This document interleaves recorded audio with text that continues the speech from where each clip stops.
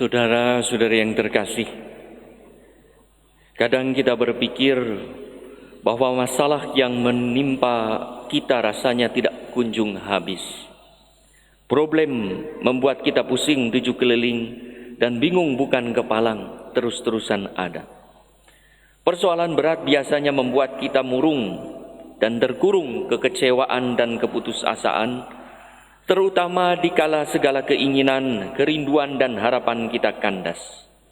Maka tak jarang kita lari dari kenyataan, dari kehidupan normal, dari keluarga, dari komunitas beriman, dan mengurung diri seraya meratapi kepahitan.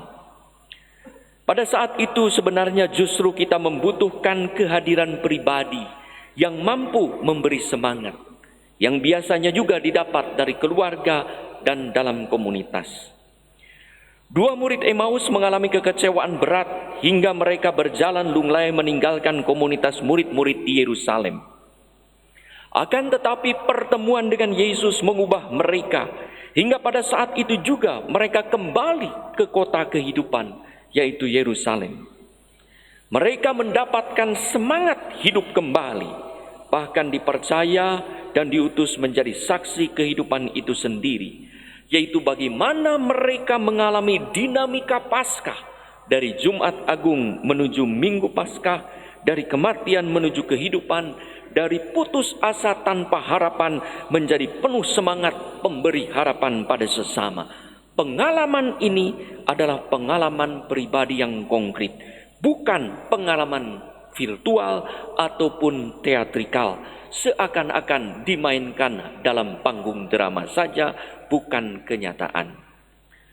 Saudara-saudari yang terkasih, pernah dalam pelajaran praktek khotbah tahun 1990-an, Pastor Leo van Berden, guru praktek khotbah, pada waktu itu menyuruh salah seorang frater untuk memberikan ekspresi. Karena kurang ekspresi, lalu disuruh beri ekspresi. Lalu tugasnya, kamu datang, masuk ke mimbar, lalu cerita. Ekspresikan kegembiraan semangat kamu dapat 1 juta undian. Tahun 90-an, 1 juta. Dia keluar. Balik lagi. Harus semangat. Masa gembira jalannya pelan-pelan? Pelan. Semangat, balik lagi. Lalu akhirnya dia semangat. Sampai di depan mikrofon mimbar dia bilang, saya dapat 1 juta. Salah. Harus semangat. Masa dapat 1 juta seperti itu? Dia tidak bisa mengekspresikannya karena tidak dapat 1 juta. Disuruh mengekspresikan dapat 1 juta rupiah. Inilah yang disebut dengan pengalaman teatrikal. Orang disuruh menyampaikan tapi hati dan budinya tidak ada di sana karena tidak mengalami sungguh-sungguh. Demikianlah kalau kita disuruh Yesus bangkit tapi kita tidak mengalami bangkit. Merdeka. Haleluya. Karena kita tidak mengalami. Demikianlah kalau Injil hari ini berbicara tentang pengalaman konkret, bukan pengalaman virtual ataupun teatrikal, yang merupakan kelanjutan dari kisah perjalanan dua murid Emmaus sebagai pengalaman konkret, bukan teatrikal atau imajiner. Mereka tadinya mengalami jatuh down, kini menjadi saksi hidup yang penuh gairah, semangat. Pengalaman pertemuan dengan Yesus secara pribadi dalam Ekaristi telah mengubah orientasi hidup mereka. Dari Emmaus, suatu desa kecil terpencil, jauh dari kehidupan, kembali ke kota Yerusalem, kota kehidupan, tempat juru selamat lahir, kota juru selamat menebus dosa dunia, tempat perutusan para murid menjadi saksi awal kekristenan, kembali ke Yerusalem. Ternyata perjumpaan dengan Yesus menjadi suatu elong vital, yaitu daya hidup yang penuh semangat, di mana persoalan jarak dan waktu tak lagi menghambat mereka untuk merayakan kebangkitan diri mereka sendiri bersama dengan komunitas para rasul di Yerusalem. Kebangkitan ternyata bukan hanya merupakan peristiwa ilahi, kebangkitan Yesus saja, melainkan juga kebangkitan para rasul. Yesus yang bangkit menjadi pemberi semangat sejati karena dalam dirinya ada kehidupan. Ia sendiri bangkit. Ia memiliki roh, ia memiliki semangat. Semangat itulah yang ditularkan dan diberikan kepada para rasul. Dalam bacaan pertama, Petrus yang mengalami energi kebangkitan disemangati oleh Yesus, tidak tahan menyembunyikan daya dan semangat kebangkitan tersebut. Yang tadinya lemas, dengan penuh semangat berkhotbah, ia memberikan kesaksian agar orang lain juga bangkit dan semangat. Ia menampilkan Yesus sebagai orang benar yang menjadi jalan pertobatan, pemberi semangat. Dan Petrus berkata, kami adalah saksinya. Orang benar bagi Yohanes dalam bacaan kedua adalah pribadi yang tata lakunya sesuai dengan tata wicaranya. Itulah gambaran orang yang percaya pada Allah dan yang sekaligus menjalankan kehendak Allah. Cinta pada Allah dan ketaatan pada Allah bukanlah dua hal yang terpisahkan, tetapi dua sisi hidup dalam satu realitas, dalam dua keutamaan, dalam satu pribadi murid Kristus. Cinta dan ketaatan pada Allah ini dijumpai dan menjadi ciri dari para murid Yesus setelah kebangkitan. Perubahan semangat mengagumkan ini terjadi setelah perjumpaan dengan Yesus yang bangkit dan terus-menerus memberikan semangat kepada mereka hingga mereka siap menjadi saksi kebangkitan dengan penuh semangat. Saudara-saudari yang terkasih, kalau mengalami masalah berat seperti patah hati, ditipu, dan dikhianati, atau kalau gagal, jatuh, sakit, bahkan cacat, mungkin kita pusing, pikiran buntu, hati menjadi kaku, dan perasaan menjadi beku.